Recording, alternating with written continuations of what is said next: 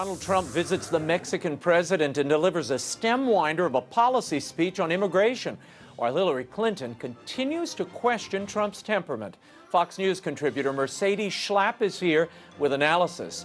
And with immigration dominating the headlines, how should Catholics view the issue?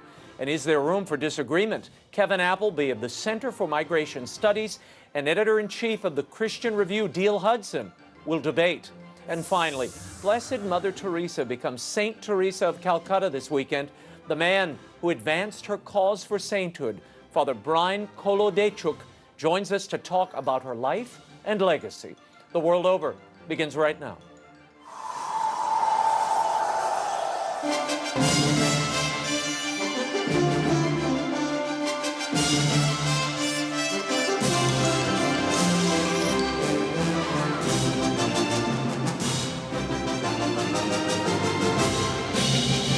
Now, from Washington, D.C., Raymond Arroyo. A warm welcome to all of you joining us in the United States and the world over. Mercedes SCHLAPP, KEVIN APPLEBY, DEAL HUDSON, and Father Brian KOLODIEJCHUK are all straight ahead. If you'd like to comment on tonight's show, or if you have a question, I'll be live tweeting throughout. You can find me on Twitter at Raymond Arroyo, or you can email me at worldover@EWTN.com. Here's the brief news from the world over this week. After more than a week of intrigue and debate, Republican presidential candidate Donald Trump revealed his immigration plan, highlighted by his longtime vow to build a wall on the southern border and have Mexico pay for it. Trump said those in the United States illegally must leave the country. In Phoenix on Wednesday, a fiery Trump summed up his immigration plan as an America First policy that makes the well-being of American citizens the first consideration of any proposal.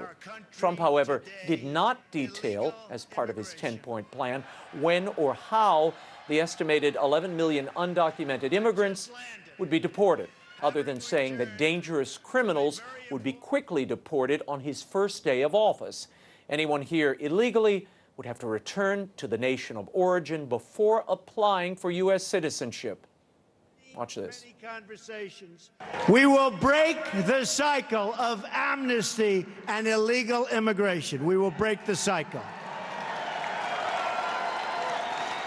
There will be no amnesty. People will know that you can't just smuggle in, hunker down, and wait to be legalized. Not going to work that way. Those days are over. The speech came at the end of a whirlwind day that included a meeting with Mexican President Enrique Peña Nieto in Mexico City. After an hour-long meeting, Trump lauded both Nieto and the Mexican people. He then outlined 5 common goals with the Mexican president, including improving economic ties between the countries and stopping the illegal flow of drugs, weapons, and migrants across the U.S.-Mexican border. Hillary Clinton dismissed Trump's Mexico visit as a photo op. Meanwhile, email trouble for Hillary Clinton continued this week. During a federal court hearing, the U.S. State Department revealed that dozens of Clinton emails related to the 2012 attack on U.S. compounds in Benghazi are among the previously undisclosed emails found by the FBI during its recent investigation of the Secretary of State. According to government lawyers, 30 emails were not included among the 55,000 pages previously disclosed by Ms. Clinton.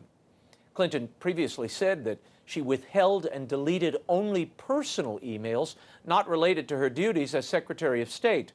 The State Department lawyer said it would need until the end of September to review the 30 emails and redact potentially classified information before they're released to the public.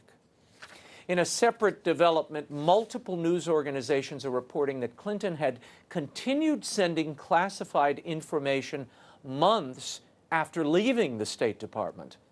In 2013, Clinton had emailed diplomats and her top aides from her personal account concerning a 2009 agreement with the United Arab Emirates dealing with nuclear technology and information sharing. That email was obtained by the Republican National Committee through a Freedom of Information Act request.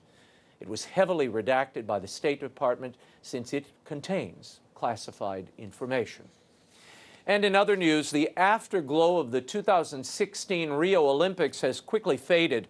On Wednesday, Brazil's president, Dilma Rousseff, was impeached and removed from office on charges of manipulating the federal budget in an effort to conceal the nation's mounting economic problems. Rousseff, who was first elected in 2010, had seen her support diminish in the public as well as in Congress as a result of the worst economic decline in decades, government paralysis, and a massive bribery scandal that has implicated almost all the major parties in the country didn't help matters. The 61-20 Senate vote puts an end to 13 years of a coalition government headed by the leftist Workers' Party. Brazil's former vice president was sworn in as an interim president. He has promised a new era for Brazil. And the Church of England may be nearing a formal split over homosexuality and gay marriage. The leaders of a dozen or so Anglican parishes in southeast England are meeting this week to discuss concerns. They claim that church teaching is being ignored on these hot-button issues. The organizers of the gathering come from a conservative evangelical wing of Anglicanism and say they're forming embryonic structures should they decide to break away from the Church of England altogether. We'll continue to follow this story. And 19 years after her death, the much-anticipated canonization of Mother Teresa of Calcutta is this Sunday. Born Agnes Gonja Biaju in 1910 in present-day Macedonia, Mother Teresa joined the Loreto Sisters in 1928. She later established the Missionaries of Charity in 1950 to provide care and comfort for the needy, dying, sick, and what she called the poorest of the poor. And that they have done via roughly 600 orphanages, soup kitchens, homeless shelters, and clinics all over the globe. The order now has more than 130 houses and nearly 4,000 nuns. Mother Teresa won admirers around the world for her joy-filled dedication to the poor. Her accolades and honors are numerous, including the Nobel Peace Prize in 1979. Joining us by phone to discuss the Mother Teresa he knew is president of Ave Maria University and longtime friend and general counsel to Mother Teresa, Jim Toohey. Jim, thanks for being with us. Thanks for having me on, Raymond. You worked closely with Mother for the last 12 years of her life. We hear a lot about the dark night of the soul that she experienced for about 50 years, a period of doubt, of darkness. But that's not the Mother you knew. No, she was so cheerful and focused and so alive with life. You thought she was getting all the consolation that saints get. And so, yeah, the Mother we knew loved her sisters so much. She loved to laugh. She was very serious, but also very cheerful. And I think when we discovered later that she had all these trials in her life and this inner darkness, it was a shock because she never talked about it and she sure didn't act like it. No. The occasions I met her, I mean, my wife and I met her once, and I have a memory, you know, when she would leave, all the sisters would pray to a statue of Our Lady. They'd focused on that statue, and my wife was standing in front of the statue and didn't realize it. So then she turned her back, and Mother Teresa grabbed the back of her hair and kind of pulled her aside, and there's a very sweet, you know, they had a sweet exchange. She never seemed moody, dark, worried. Now, you were on your way to Rome, Jim, and you have a special announcement to make. You're actually part of this canonization mass. Well, yeah, I mean, it was very kind of the Sisters, the Missionaries of Charity, and I'm happy for Ave Maria University because we have this project that helps a new generation learn about Mother. And so, yeah, they asked me to do the first reading at the Mass, so I'm praying that I can just stay focused on reading from the Book of Wisdom and not sit there and think about how unworthy, and also just what a big place to be doing a reading. Oh, she was incredible. Tell us briefly about the Mother Teresa project at Ave Maria and how you think she should be remembered. Well, the project is just introducing a new generation of Catholic young people to who she was. So they studied her life at our university, and then they go out to Immokalee, which is a farm worker community near our campus, and go and put into practice the lessons they learned from others. So to go provide compassionate care to farm worker children and to the families that are quite poor. And we hope that, the project's going to introduce them to Jesus in his disguise of the poorest of the poor and change their lives.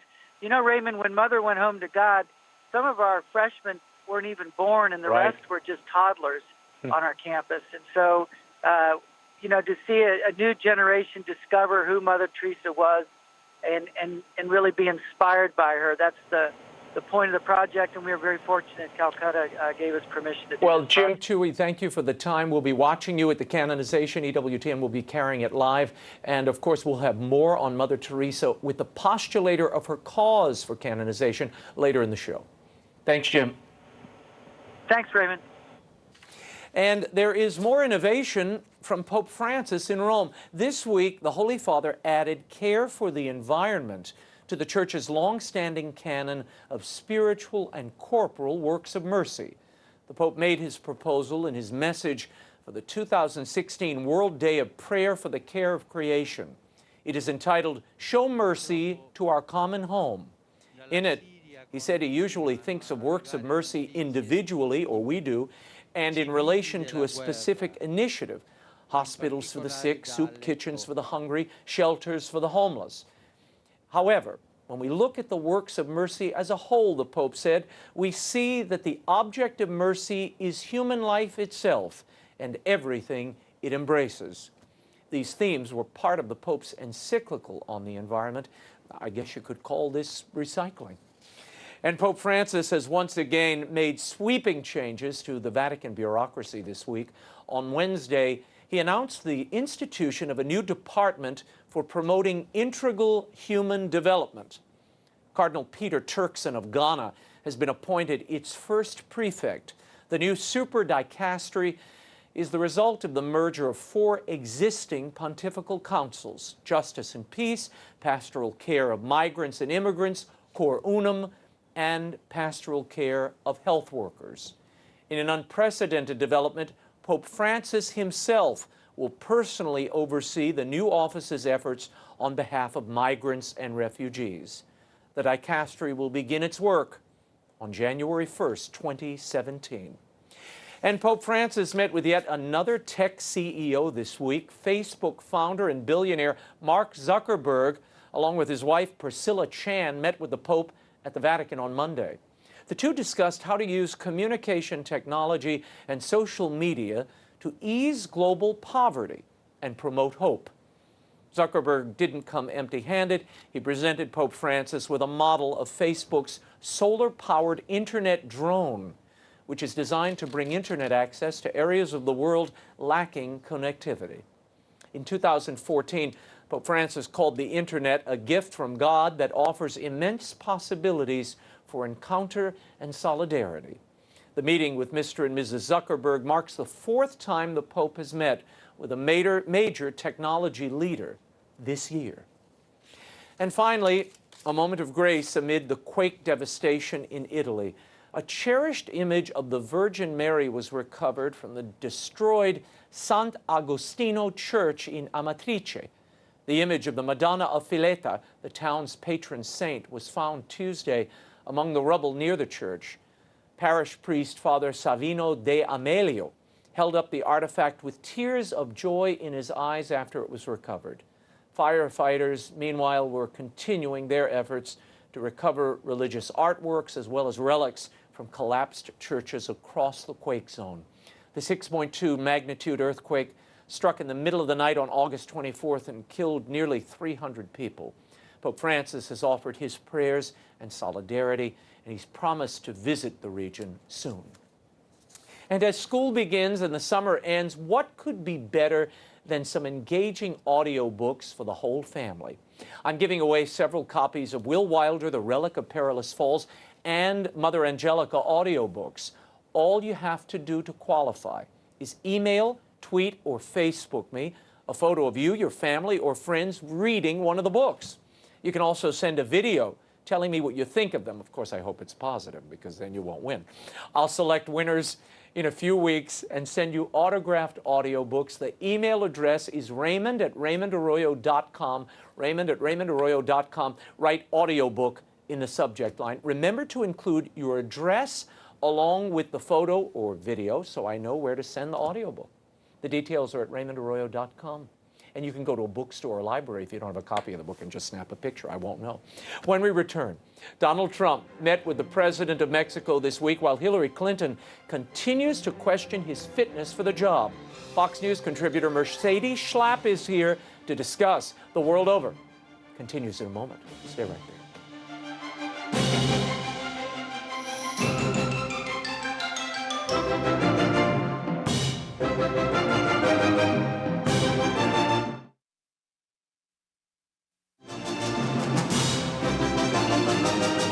Now, once again, Raymond Arroyo.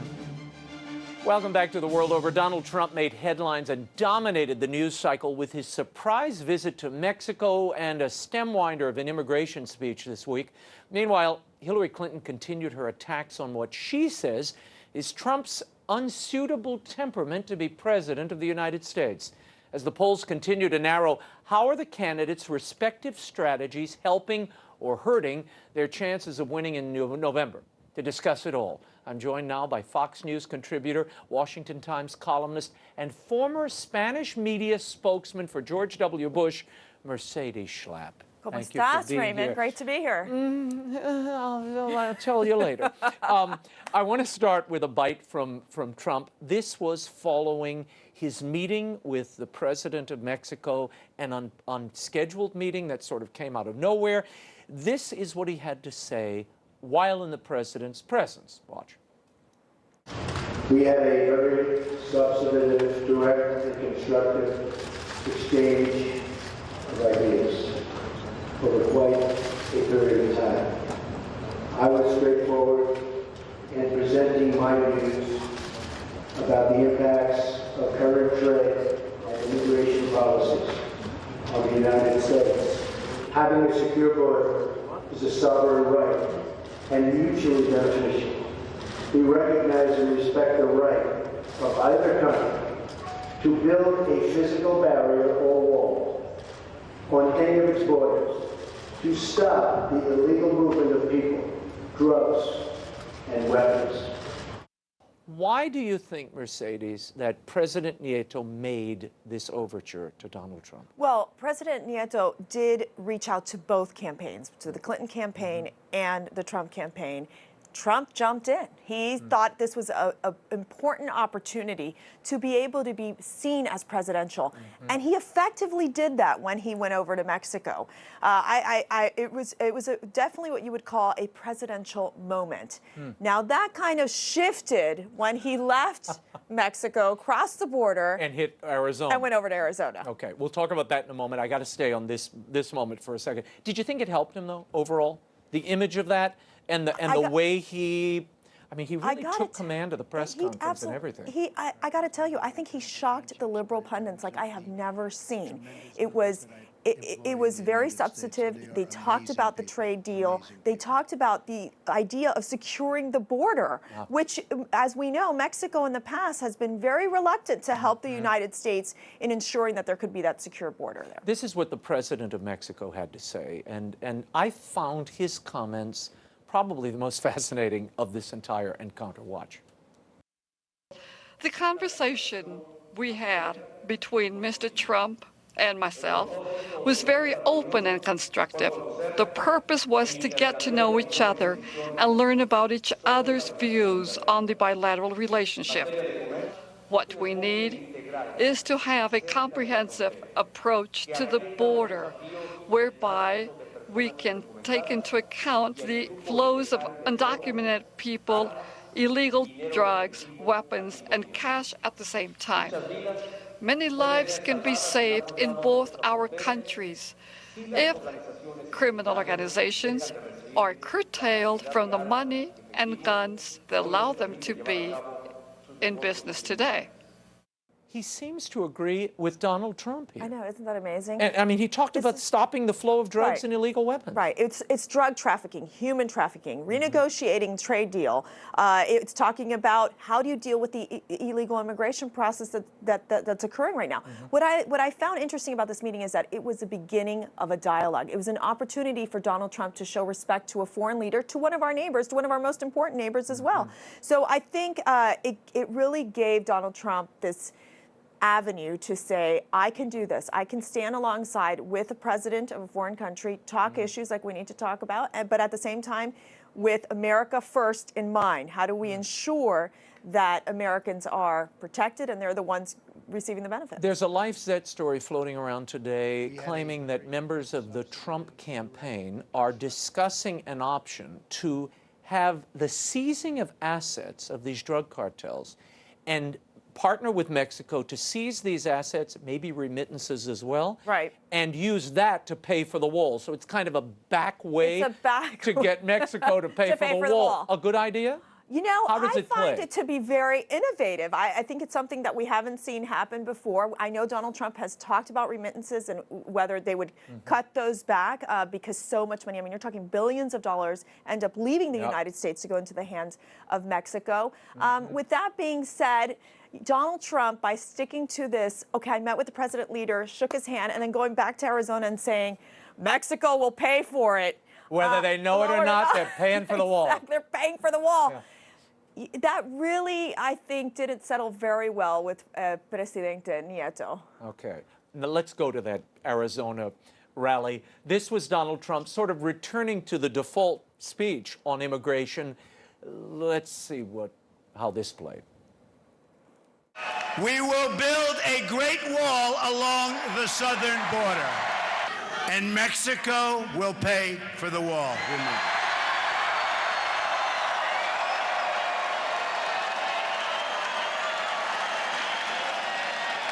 100%. On day one, we will begin working on an impenetrable, physical, tall, powerful, beautiful southern border wall. He also talked about a deportation force to remove people, particularly criminals. He focused on criminals. Right.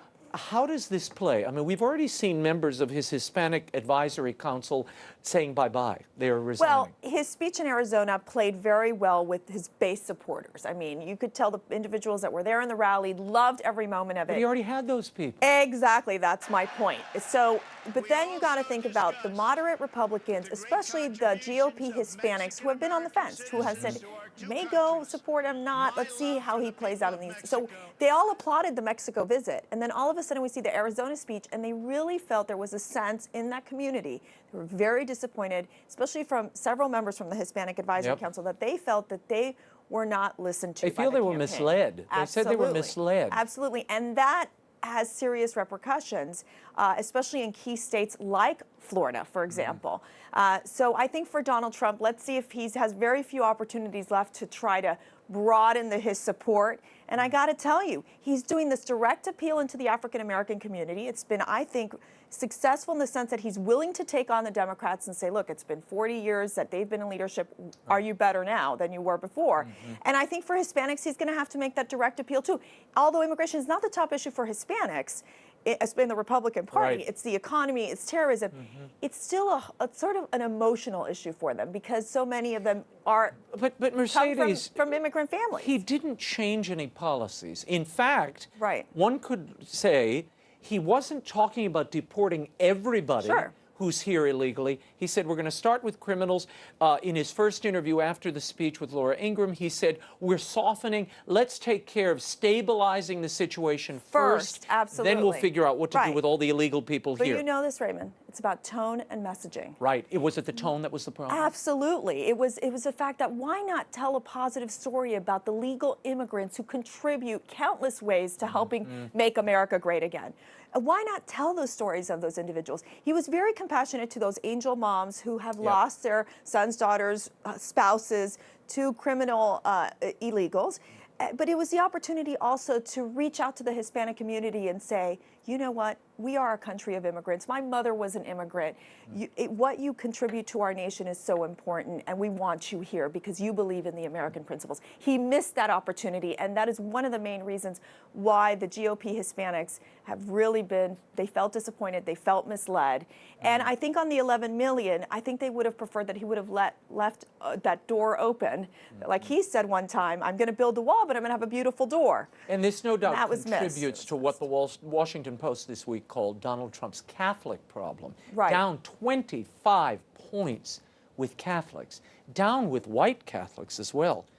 He's got to do something here or he loses. That's right. election. I mean, he's got his base. How do you broaden into getting those college-educated voters? How do you get the women voters? This is critical. And you're starting to see it in his speeches where he's talking about making sure children live in safe communities. He's talking about school choice. He's really reaching out to that suburban soccer mom. That would be me. But it's really a critical constituency because of the fact that Hillary Clinton is doing so well with those groups. You bring up Hillary Clinton. Here she is speaking at the American Legion in Cincinnati on Wednesday. She had this to say about Trump's visit to Mexico. Watch. You don't build a coalition by insulting our friends or acting like a loose cannon. You do it by putting in the slow, hard work of building relationships. And it certainly takes more than trying to make up for a year of insults and insinuations by dropping in on our neighbors for a few hours and then flying home again. She has been out of the spotlight for the last few weeks. This is one of the few public appearances. A smart move on her part, or not? Well, she's also been hiding from the press for over 200 days. Because of the email Doesn't want to scandal. answer the questions from about the Clinton Foundation or the email scandal. For Hillary Clinton, her strategy till election day is making sure she paints Hillary Clinton, Donald Trump as dangerous, as not fit to be president. That is all she's talking about because she can't run on policy, she can't run on record because all she is doing is basically agreeing with the third-term Obama. And what we have seen is weak foreign policy, not a great economy, and she really is pushing forward a very stale, old policies from both sides. She's still 7 points up in the aggregate. When you look across these polls, she's still in a 7 points up. In a head-to-head match with Donald Trump. Here's the question. A strategist told me before this campaign started, if this campaign is about Donald Trump, he'll lose. If it's about Hillary Clinton, he'll win. Right. Is that what's happening? And I is think that that's the metric here? I think that's very accurate. I think that it really is. When voters go into the voting booth, they're going to say, who do I picture being in the White House? Who's going to make these very important decisions? And that is why I think for Hillary Clinton, her strategy has been, Donald Trump cannot be trusted with the nuclear codes. I mean, she goes on and on. If you notice, Raymond, she really barely talks about policy. Yeah. And so I think for Donald Trump, he's trying to make the point that I want to talk about policies. I want to talk about how I'm going to fix things, find solutions for inner cities, for education. It is a very different approach on both of those campaigns. But she's going to want to run the clock out and see if she can stay ahead. And this Detroit visit with Donald Trump meeting with the African American community in a church, a good move? I think it's brilliant. I think Republicans have failed time and time again to make this direct appeal to the African American community. I think they've just assumed that they're going to be Democrats. Well, why not reach out, go into these communities? Speaker Ryan, for example, released his policies on poverty. And you never really see Speaker Ryan going into these communities. This is what we need. We need more presence, more conversation with the African American community to say, look, you really have a choice in this election. Mercedes SCHLAPP, thank you for being here. Always a We'll see you again soon. When we return, how should Catholics approach the issue of immigration? Kevin Appleby and DEAL Hudson will debate it and the moral aspects when the World Over Live continues. Stay right there.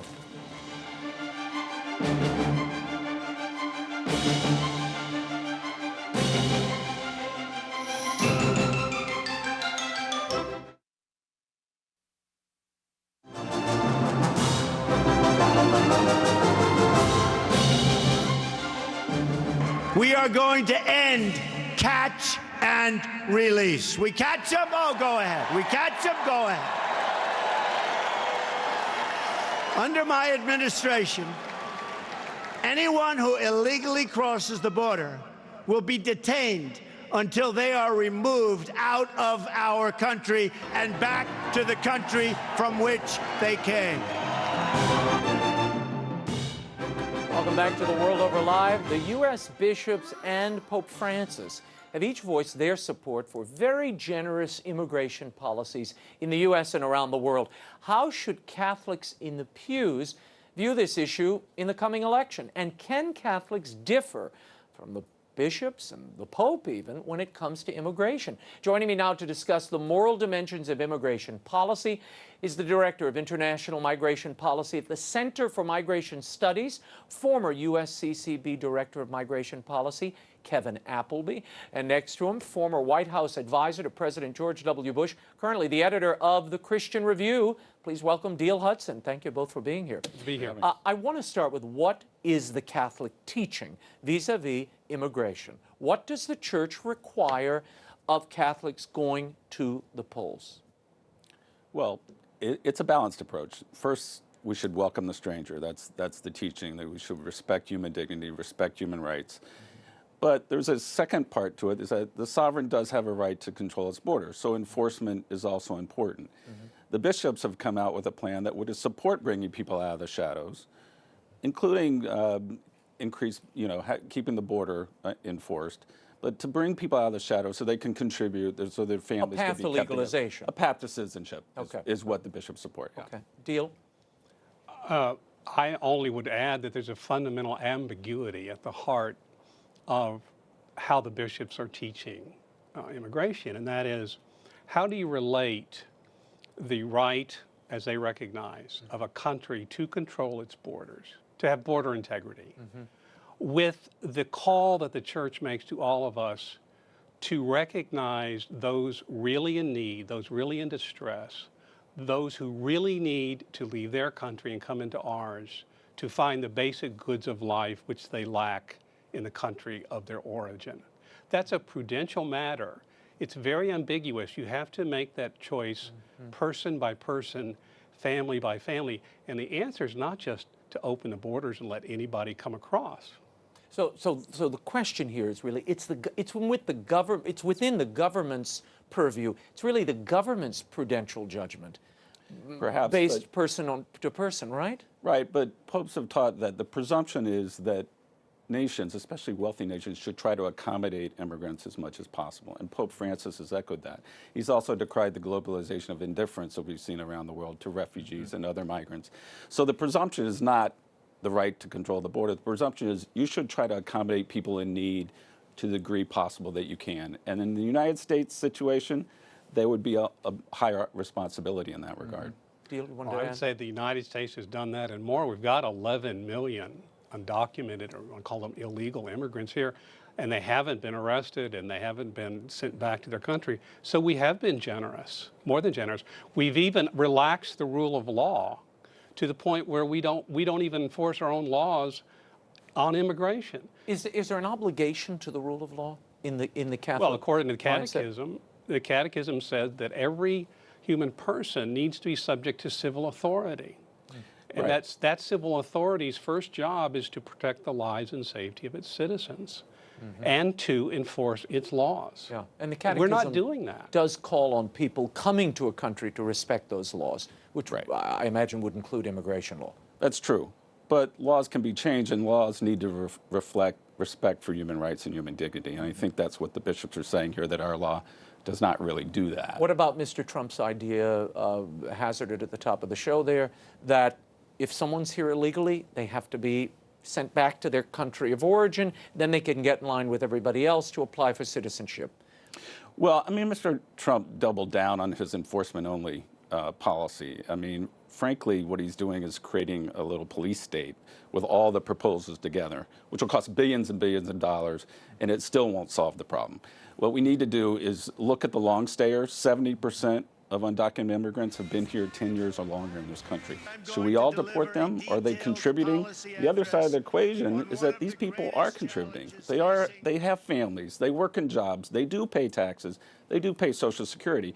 So we need to be honest about, are they contributing and should we deport them? Or are they helping our country? That's a question that needs to be considered. DEAL HUDSON. First of all, to enforce the law as it is not to create a police state. So I disagree with Kevin on that. And I think that I disagree with the idea of sending everybody back, all 11 million, to their country of origin. I think that's impractical. Yeah, well, that's probably more than 11 billion. It may be right in principle, but in practice, it just wouldn't work. I think there should be put in place a demanding process of legalization for undocumented immigrants in this country. I do agree with Mr. Trump that those who are felons, proven criminals, or taking in part in some kind of the drug trade or sex trafficking, they should be sent back immediately. I want to place. I wouldn't disagree with that. I don't think the bishops would disagree with that either. Anyone's a threat who's a major felon, certainly. I want to say one thing. Yeah. When the bishops came out with their first pastoral letter in the year 2000, they also released a video. The video followed a family of immigrants from Mexico who snuck across the border. And the film glorified their breaking the law and coming into this country. They were seen as martyrs. They were seen as doing the right thing. I think that's a fundamental mistake for our church to be glorifying those who break the law. You want to react? Well, I'm not sure what the video he's talking about, but I think what the bishops are trying to say is that people are in desperate situations. They're either fleeing gangs or fleeing conflict, or they just want a better life. And they're probably trying to humanize the situation in that video because these are human beings just like the rest of us, and they want what's best for their children. Shouldn't part of the solution being, and it seems to my eye the church is so uniquely positioned to do this, shouldn't part of the solution be in this case of Mexico, let's just take Mexico and the United States. The United States bishops helping the Mexican bishops to help increase the safety, security, prosperity of the people in Mexico as well as of the United States. So that's what the church teaches. It says the first remedy to this kind of immigration is to go inside the country and help them create an economic situation that people won't want to flee their country. That's the first remedy, not to open the borders of the country next door. Yeah, to evacuate the country. The best and brightest of Mexico are leaving. You need them there to keep the society together. The church would agree with that. Addressing the root causes of migration is the church's answer to a border wall. That's the only way you're going to solve this problem over the long term. A border wall won't solve it over the long term. You have to develop those countries so people don't have to migrate. I like the idea of a wall, but not a wall all the way across the border. I think when you look at the wall. How do you build a wall over the Rio Grande? No, a wall down south of San Diego has done a great job for decades in stemming illegal immigrants there. You have walls at El Paso. We talked about that earlier. And of course, walls have been built all over the world for millennia to help keep a nation's safety and security in the face of potential harm. So there's nothing wrong with a wall per se. It's how the wall is actually built and where it is built. But we've seen in history walls go up and walls come down. And that would be the same with this wall. And that's a good thing. And I hope one day to see the wall on the West Bank of Israel and Palestine to come down too. Now, Hillary Clinton has argued for comprehensive immigration reform from the beginning of her campaign. Listen to this. I will fight for comprehensive immigration reform and a path to citizenship for you and for your families across our country. I will fight to stop partisan attacks on the executive actions that would put dreamers, including those with us today, at risk of deportation. And if Congress continues to refuse to act as president, I would do everything possible under the law to go even further. Hillary Clinton's approach here seems to be as wide an immigration policy as possible, and not only to allow the dreamers, the people who want to stay here, the young people stay here, but to also keep the door open to anyone wanting to come in from Mexico or anywhere else, all of South Central America and the world. Is that kind of immigration policy possible in this age of small terrorist acts that we see afflicting the entire country and all of Western Europe? I'm not sure that's what she's saying, but what she is saying is that we've got 11 million people here. We've had this problem for years, and we need to put them on a path of citizenship. And let me say what that is, because Catholics support it. It's not an automatic citizenship. You have to earn this. You have to learn English. You have to work. You have to pay your taxes. And you have to get in the back of the line. And that's something that's really hard to do over a 10-year period. Wouldn't we want these people who go through that to be citizens if they're that committed? That's what path to citizenship is. Deal.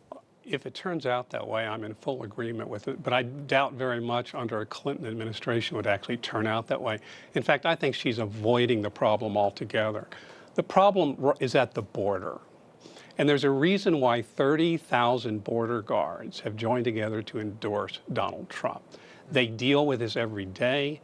They see the suffering, not just the suffering of those who are coming over, but what happens when they're here, the kind of situation they're put in. And they don't immediately fall in the arms of their family and friends. You know, many of them wander around the United States. Many of them get picked up for sex trafficking and get involved in drugs. I would say the border. I've also seen the poor dead people who've come across as well, who were trafficked by these coyotes, and then they're dropped in the desert somewhere. So we need a policy that looks that issue in the face, rather than just letting it go on and on and on.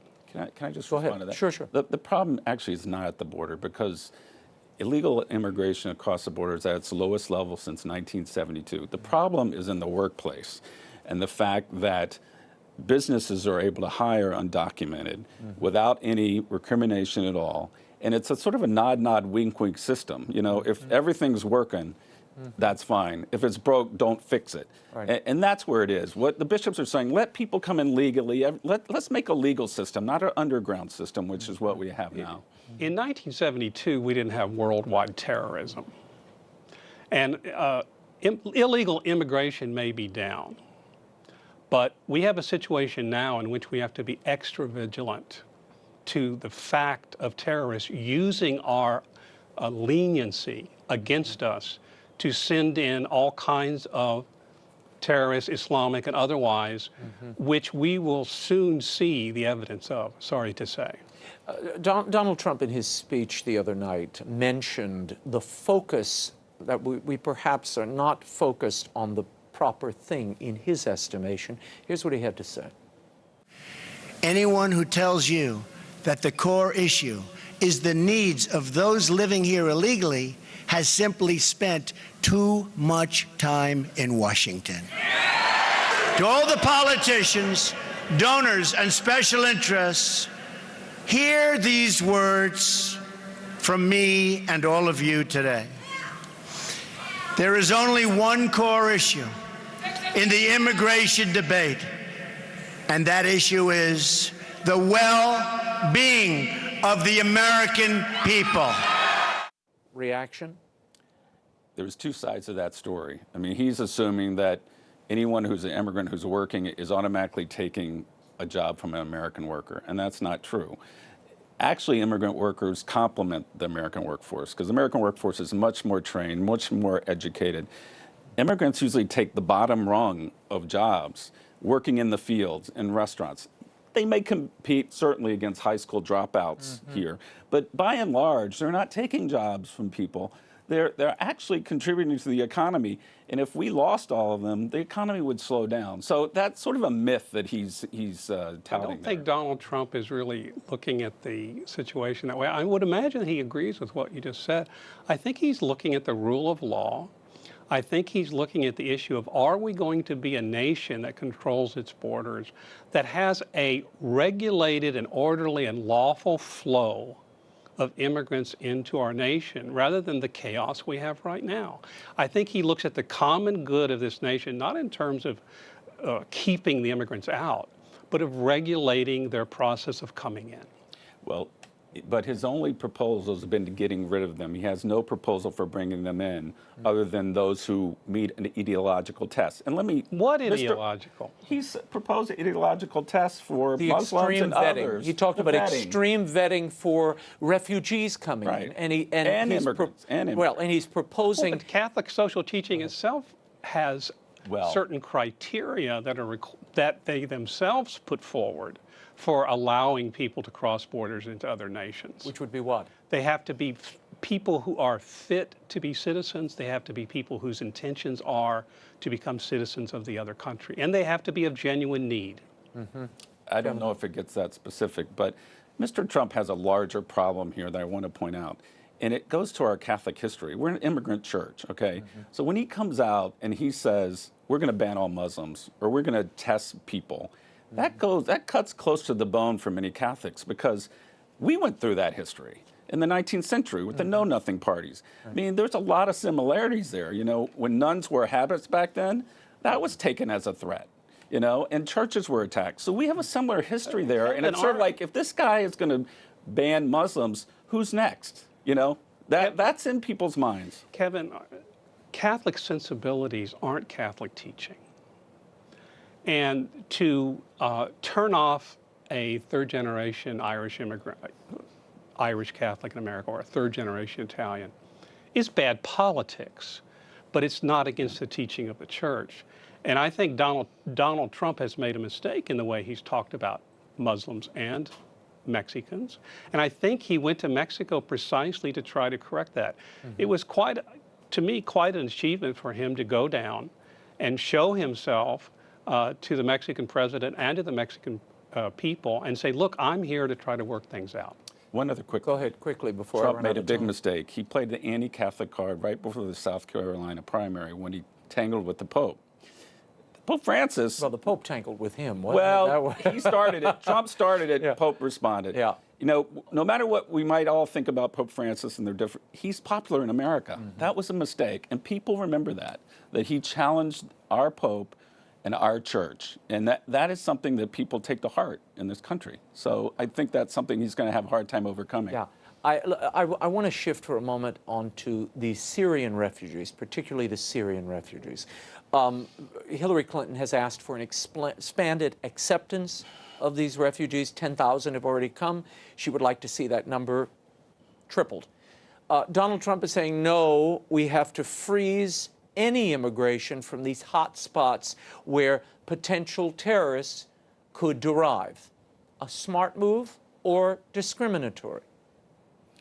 I would say discriminatory only because we have such vetting already in place for Syrian refugees. They go through more screening than any arrival to this country. And they should. And they're very well screened. The 10,000 have been waiting for 2 years to come to the U.S. So there are systems in place to vet these refugees, and they are themselves fleeing terror. So why aren't we seeing more of the Christian refugees who are the people caught between both camps here? And in fact, the Bishops' Conference has been given $91 million by the federal government to help resettle these refugees in the United States, when the Obama administration's policy has been to bring only Muslims whose lives have been Well, the church has never discriminated over who they help. No, but why shut out the Christians? Yeah, well, but that's a policy question for the Obama administration. But why then would the U.S. bishops accept $91 million to do a job that rests upon a discriminatory policy decision? Kevin, you want to respond? Well, I mean, I don't disagree with Mr. Hudson that Christians should be part of the mix, certainly. But given priority. Well, yeah, there are religious minorities that are being persecuted. Right. Don't disagree with that. And there have been bishops who said that. One of the issues there is, do we want to resettle Christians out of their native communities? And the Holy See has had different opinions on that, because you don't want to take those Christian communities away and them have no presence. Doesn't that go in the for Middle Muslims East. as well? But certainly the church has advocated for Christians as well, and not just for Muslims. And, you know, again, it's the right policy not to discriminate suffering refugee just because they're a Muslim. I wish the bishop had said, look, before we can do this job for you that you want to pay us to do, we want to make sure that Christians are not being discriminated against. Do you think this immigration issue is front and center this time? It's obviously a big one for Donald Trump. It has driven his candidacy. Is it going to be determinative at the end of the day come November? Kevin. You know, I think it will be in the mix, but I don't think it'll be the central issue. I don't think it drives everyone's final vote. I think there are other issues that are involved. I think with the Latino voters, it will certainly make a difference, and with some Catholic voters as well. But I don't think it will be the central issue that determines the election. DEAL HUDSON. It's going to color the whole election, therefore it's going to have influence. But what bothers me is you've got Catholics out there who say, I won't vote for Donald Trump because of his immigration policy, but never mention the fact of Hillary Clinton's total embrace of abortion on demand. And they'll go vote for her, not raising that question of abortion, whereas they'll raise the question of immigration with Donald Trump. I agree. It's a terrible year for Catholics in that regard. Yeah, well, and before I let you all go, I asked Mercedes SCHLAPP this earlier.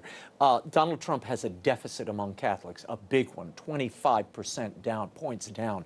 That's major. You know this deal, having dealt in this arena with George W. Bush. How detrimental is this to his possible victory? Hugely detrimental. But first of all, I think that poll is extreme. I think it's more like 10 to 12 points down.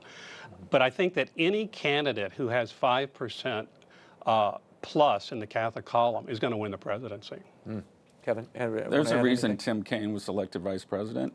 A lot of good reasons from the Hillary Clinton campaign, but the big reason was because he was a white male Catholic.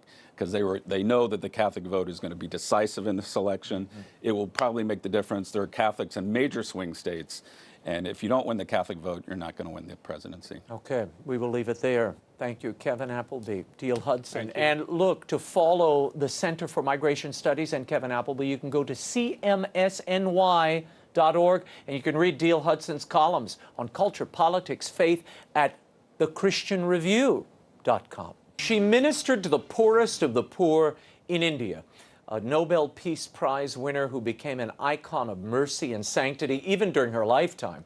She left us in 1997, was beatified by Pope John Paul II in 2003, and on September 4th, she'll become Saint Teresa of Calcutta. My next guest knows her story better than most, having been a member of the Missionaries of Charity, and for 17 years, he's compiled material on Mother Teresa's life and work, and he's really labored to advance her cause for sainthood. He is author of a new book, A Call to Mercy, Hearts to Love, Hands to Serve, which gathers Mother Teresa's wisdom on mercy and compassion. Joining us via satellite from Rome is Mother's postulator, Father Brian KOLODIEJCHUK. Father Brian, thanks for being with us. You're most welcome. Now, tell me, how did you meet Mother Teresa? I know you met in 1976, and your sister was a missionary of charity, correct? Yes, my sister was in Rome. She was just about to enter the novitiate, and my parents and I came from Winnipeg, Canada to Rome. And at that time, Mother Teresa was beginning the first group of contemplative brothers. And so my parents and I were going to the morning mass in the convent, the afternoon adoration. So Mother Teresa knew I was the brother of one of her sisters. And so when they had the opening mass of this new group of contemplative brothers, during the mass, Mother Teresa pinned the cross over the heart of one priest and 5 laymen. And after the mass, as my parents and I were leaving, my parents said goodbye to Mother. Then it was my turn, and then she shocked me by saying, I would like to pin a cross on you too. And I was so shocked that I didn't even say anything. Only the next morning I asked her what she meant, and then I came back to Rome in September to join the brothers. Wow, amazing. Now, how did you become the postulator? And the postulator is the person responsible for gathering all the evidence, the writings of the person whose cause is advancing, interviewing witnesses. How much material did you pull together, and why were you chosen? Well, I happened to be in Rome at that time. I was the superior of our formation house here in Rome, and I was completing my PhD in organizational psychology, so they knew I had an academic background. And so the Archbishop of Calcutta formed a commission to start work on the documents, maybe get the witness testimony of someone who may not be around 5 years later. So I was a member with 2 other sisters, and in that capacity I took the course on the congregation offers. And during that course, we learned that John Paul II had made an exception to waiting for 5 years. And so in March of '99, I was chosen to represent from the Missionaries of Charity and became the postulator. Father Brian, I want to talk for a moment. We hear in most of the media accounts, of course, really since your last book, Come Be My Light, was released, which are private writings of Mother Teresa, talking about this dark night of the soul experience, this feeling that God wasn't there, an absence of his presence, if you will, at least as far as her feelings were concerned. Now, this went on for 50 years, which is kind of a long stretch. Tell me, what was that about, and is that an indication, as some have suggested, that Mother Teresa doubted God, or was in a cloud of doubt for most of her active life in ministry? Well, not at all, because she would say in places, I know in my mind and my will I am steadfast bound to Jesus. But it was like Jesus in the garden on the cross on Good Friday when he said, my God, why have you abandoned me? It was on the level, as you say, of the feelings. Doesn't make that much easier. It was still a very painful experience, the sense of loss of the presence that she had experienced around the time in the months following the inspiration. And then even more painful, she said, is this longing. Remember, she's a woman passionately in love with Jesus. She wants to love him as he has never been loved before. And then she feels this sense of being unloved, unwanted, uncared for. And that she's not able to love him as she wants to love him. And, you know, when she came out of India, she was saying, well, the greatest poverty in the world today is to be unloved, unwanted, uncared for. So she was living in solidarity with the spiritual poverty, and in our Catholic understanding, in union with Jesus, even for those poor that were suffering spiritually. Father, tell me, she often said, and I was in her presence when she said, that the greatest poverty in the world is to be unwanted, unloved, uncared for. How personal was that, given what you've just told us? At the time when she was speaking like this, we had no idea really where that was coming from. But now that we discovered those letters that are in that book, now we have a much deeper understanding that she herself was experiencing that being unloved, unwanted, and uncared for. And so she could empathize so well with all the people from all ranks of life and different states. And so when they would tell her their experience, she knew by, you know, that's why she even preferred the word compassion even more than mercy. So that compassion, compatire, to suffer with. And she was really suffering with because of her own experience. Father Brian, as her postulator, you probably know her best and more intimately than most. I know when you're collecting interviews and you're digging through the personal matter of a life, you do pick up a lot that the public really has no sense of. What do you personally come away with from Mother Teresa's example? I mean, you knew her in life. What did you learn during this long 17-year collecting period, reflecting period, and collating period? Well, you know, after the Positio was finished, I would say, well, I had my experience, other people had theirs, but from gathering all this material, putting it together, presenting her Christian life, this excellent, heroic Christian life, I really knew Mother Teresa much better after all this than even my direct experience. All these different aspects and different experiences, just even preparing Call to Mercy, just remembering again all that she did, and in this heroic interior state, that's even more amazing. Tell me about A Call to Mercy, this new book. Now, this is her writings as well as testimonies. How did this come about? Why do we need another Mother Teresa book? Well, this was different because, as I say in the introduction, we wanted to respond to Pope Francis' call to focus on the works of mercy. And so we have the Mother Teresa speaking about each one very clearly. And then for the first time, we're using just the tip of the iceberg of all the oral witnesses that we have. We have 17 volumes of 400 and 450 pages of just witness material. So this is just some of that material where she's putting into practice each of the works, 14 works of mercy. What does this mean personally to you, this canonization? It is the culmination, obviously, of almost a lifetime of work, spending time collecting this material on Mother. What does it mean to you? Well, it's certainly a sense of satisfaction that I was able to bring this process to a happy conclusion. I didn't make any major mistakes. It wasn't delayed because of my inexperience. And just the sense of gratitude that, that Mother Teresa will be canonized and the good that will do for the entire church, really. And what is the message for the church? You know, I have children. In fact, my oldest son is 17. He was, you know, born when you started this process. Give me a sense and give them a sense why Mother Teresa matters and what her witness should mean to them. Well, there's just her heroic love of God, her concentration, her personal love of Jesus, her love of the poor. You know, just like Pope Francis emphasized, we aren't indifferent to the poor, their suffering, and that the message is when we serve them that God loves them, we love them, that they are important to us. Mother Teresa would say, for every person, every human being, my brother, my sister.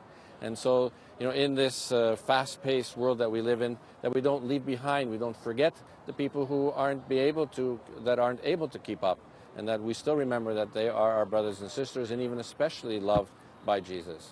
And it's really Jesus in each person. You know? No, I saw her in action in Washington and in New York, and it was amazing watching her up close. I was struck by her single-mindedness, Father, her tenacity. You know, and some people even found it, you know, they said, oh, she's tough. Well, it takes a tough person to build a foundation like this and to, at times, bring these services and this heart and mercy to the poor. It takes someone like that who has, you know, real drive and grit. Oh, absolutely. Humanly speaking, she was a very strong personality, strong character, strong will.